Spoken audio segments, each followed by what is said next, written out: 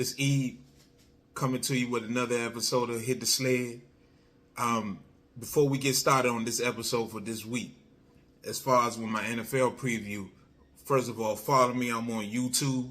Subscribe to me on YouTube. Follow me on Facebook, Instagram, Twitter. I'm there. We coming. We here. With that being said, on this episode of Hit the Sled, I'm previewing Washington Commanders against the Philadelphia Eagles. This is gonna be a big game for the Commanders / Redskins. It's a big game.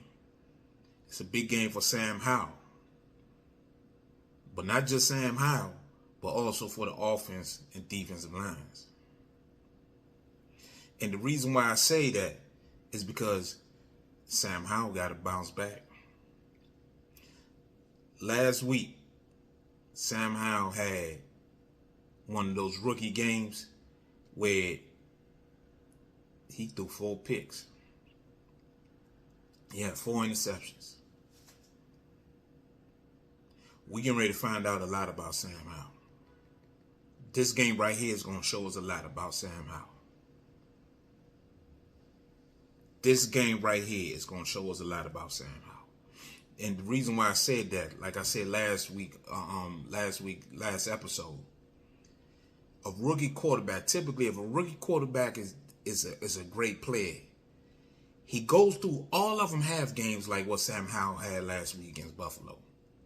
But what happens is that the following week, they play a lot better. They bounce back. They might not play awesome, but they play well enough to give their team a chance to win. So we're about to find out about Sam Howell. But this game is not only on Sam Howell. It's on the Commanders / Redskins offensive line. This game right here, it's going to be a line of scrimmage game right here. The strength of the Philadelphia Eagles are their offense and defensive lines. The Eagles can do it all. They can throw it and they can run it. That offensive line for the Redskins has to go against that defensive line for the Eagles. Man, this is like old school right here. This is like the old days. When the Redskins, when the offensive line with Jim Lachey,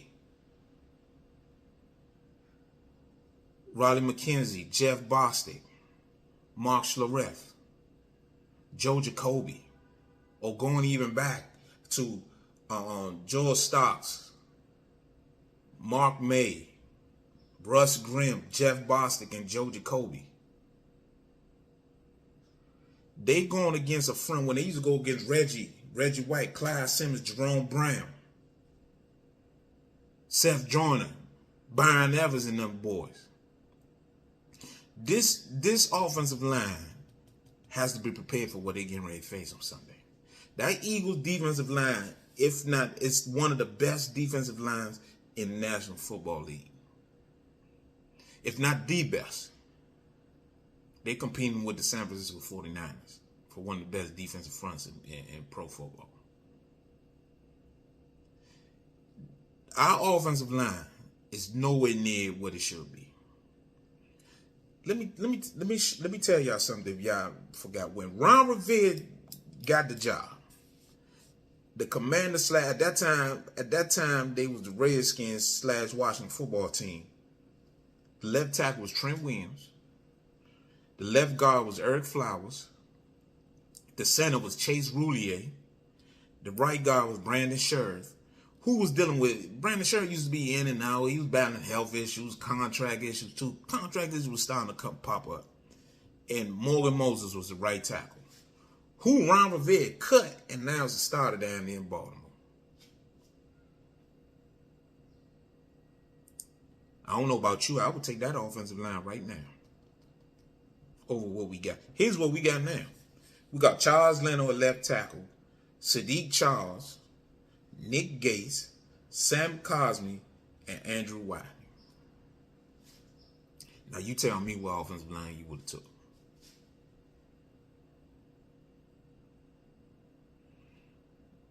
that offensive line that we had, and Ron Rivera decided none of them, he cut Morgan Moses off the top.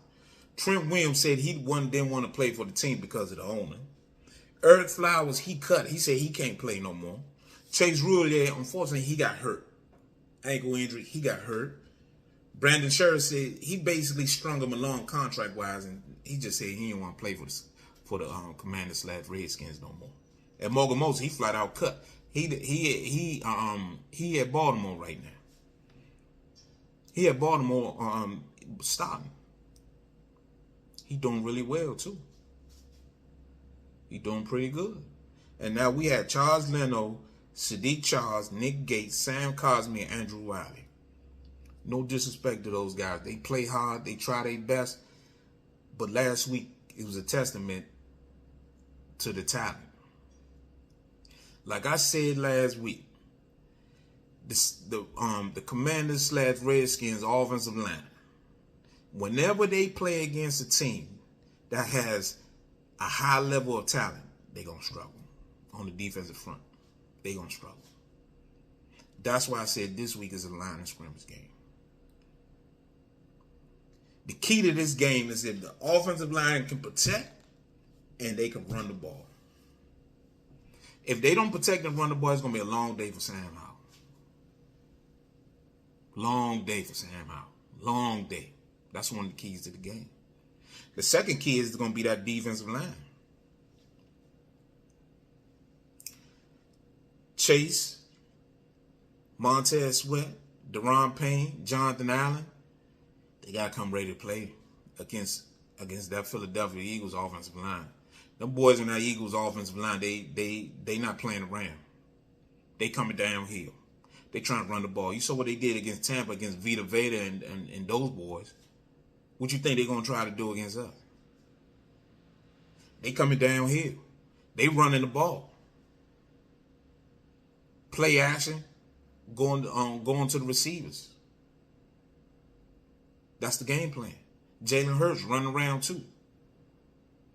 So it's gonna be this is line of scrimmage game. Whoever dominates the line of scrimmage, this game is gonna win this game. It's that simple. Typically, any NFL game is any football game. Who wins the line of scrimmage? Yes, that's true. However, in this case, if the Redskins cannot block, Sam Howell is gonna struggle. He's really gonna struggle. And then, if he struggles, we're going to be asking questions. Is he the guy? That's a problem. So when you watch the game on Sunday at 1, if you see the Redskins are not controlling the line of scrimmage, they in trouble. They in trouble. They in trouble. So, like I said, it's going to be a line of scrimmage game. And the way it's looking, I think the Eagles the better team anyway. The Eagles the better team. The Eagles liable to get us. They liable to get us this Sunday. When you move on to the other games of the weekend, one of the games that really caught my eye is this game, the Dolphins, Miami against Buffalo. I want everybody to think about it like this. Let's see how the Dolphins respond. Dolphins scored 70 points last week. And what I mean by let's see how the Dolphins respond, I'm asking, are the Dolphins a mature football team? Are the Dolphins going to come into this game this week thinking they're going to score 70 points again? On the road at Buffalo. Do the Dolphins believe that they can just walk into Buffalo and put up 50, 60, 70 points again on a good team like Buffalo? One of the things I haven't been hearing on TV is the fact that the Dolphins, the schedule for the Dolphins has really been on the good side. They really got they getting ready to get all their cold games out the way in the division. They already played the Patriots. You know, in New England, once October, November here, it gets freezing up there. They getting ready to play Buffalo right now. It's September. It'd be September the 30th. They already playing the Bills at Buffalo. They ain't got to worry about going to Buffalo in November, December. They got the Jets. They go to the Jets, but the Jets by that point the Jets will be out of it. By that time they play the Jets before Thanksgiving. Man, them dudes for the Jets, they ain't trying to get hurt. That's gonna be one of those games. They just gotta play respect the Jets, come in there ready to go, and they should be fine. The schedule is set up for the Dolphins. I think the fourth coldest game they got is the Ravens. They do play the Ravens late in the year. So, but that's not in the division though. So it counts because it's an AFC game. But apart from that, that don't really hurt them to win the division. They getting their cold games out of the way. And all of them got to come down to the Dolphins when it's gonna be like 90 degrees in Miami in November, December. That's advantage. The schedule is set up for the Dolphins to be successful this season. They might take advantage of it, y'all. The Dolphins, they might be on point this year. So that's a game that I got my eyes on. We're gonna find out if the Dolphins are a real mature football team. Mature meaning that they came in with a good week of practice, and it's gonna show early. They not making mistakes, no penalties, crisp, in and out of the huddle. They workmanlike, like they going to work, like it's like they got a job to do, like they on a mission. We're gonna find out about the Dolphins. If we see the Dolphins shaky, penalties everywhere, sloppy, they not a mature football team, and that's a problem. If they want to do what they think they can do, that's a problem. The second game is Baltimore against Cleveland. I'm gonna say this. I don't know about Baltimore.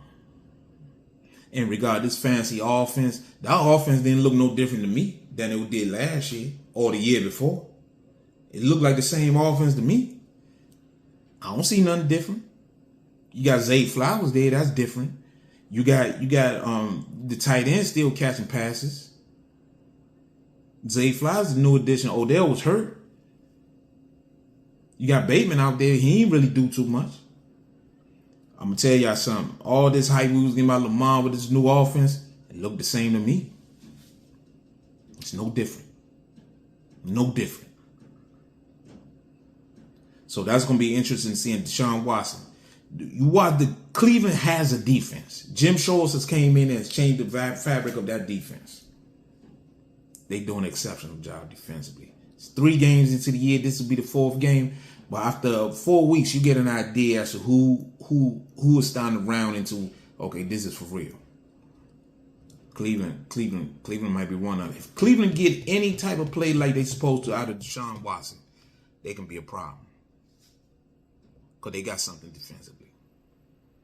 They got something. I'll tell y'all now, they got something. Cleveland got something. My third and final game for this weekend is New England against Dallas. Zeke coming back.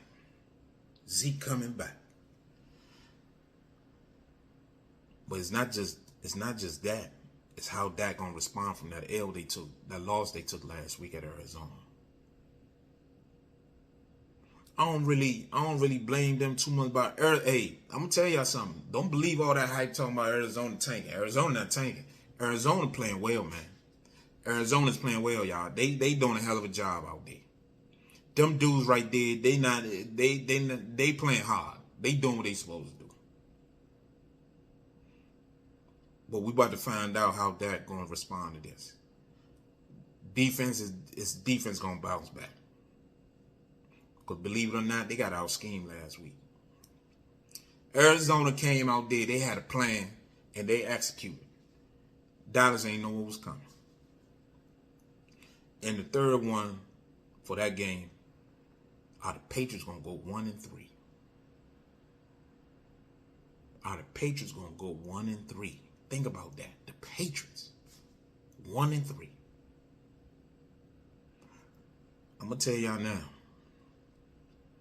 If the Patriots end up with a losing record and they losing badly, and they got like a 4-13. They had like 5-12, 6-11, some crazy like that.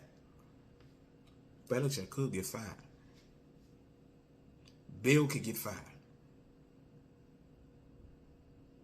Bob Kraft ain't having that. That losing setting in, he ain't having it. So that's something to see right there. How the Patriots and how Dallas respond. Patriots will go 1-3. Think about that, y'all. 1-3 for the Patriots, and how Dallas responds from that loss they took last week. So those my games. The Commanders. It's a line of scrimmage game, everybody. We're gonna see if the line, if they struggling on the offensive and the defensive line, you can cancel that. You cancel Christmas. It's over. With that being said, I truly appreciate y'all joining me on Hit the Sled. Hey, follow me. I'm on YouTube. Follow my YouTube channel. I'm on Instagram, Twitter. Follow me on Facebook. Hey, I'm here. Hit the Sled. We coming. We got more and more things we doing behind the scenes. It's coming. Hey, appreciate y'all checking me out, staying with me. I appreciate y'all. Hit the Sled. Y'all be good.